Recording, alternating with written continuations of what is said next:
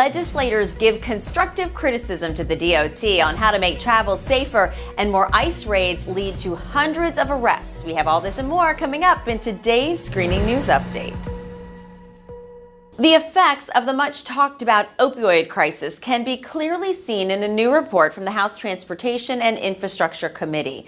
A study found that the number of failed drug tests among pilots, railroad operators, bus drivers, and others in safety-sensitive positions has jumped 77% since 2006. The recently released report found significant gaps in the Department of Transportation's drug and alcohol testing program. The 6-month review found that the DOT needs to revise its regulations to close the gaps.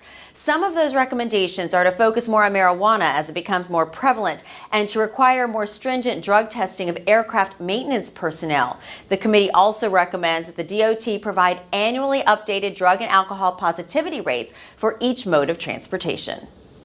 Last week, we told you about U.S. Immigration and Customs Enforcement's raids being conducted in California.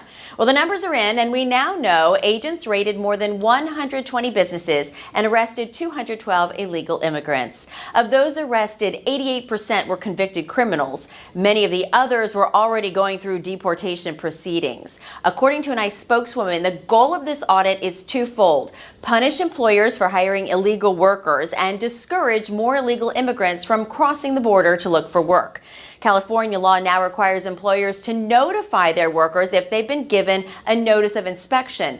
One raided business said 15 employees stopped showing up for work after the notification.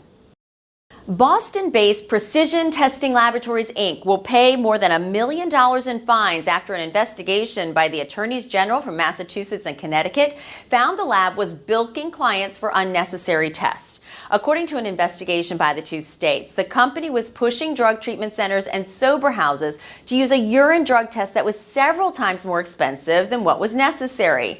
This scam cost the state's Medicaid programs hundreds of thousands of dollars. The company will now pay $400,000 to Mass Health and $657,000 to Connecticut for their part of the settlement. The lab is also banned from participating in each state's Medicaid program for 10 years. And that's all for today. Be sure to join us every week for more news, and be sure to check out ebiinc.com for more screening information. I'm Jennifer Gladstone. See you next time.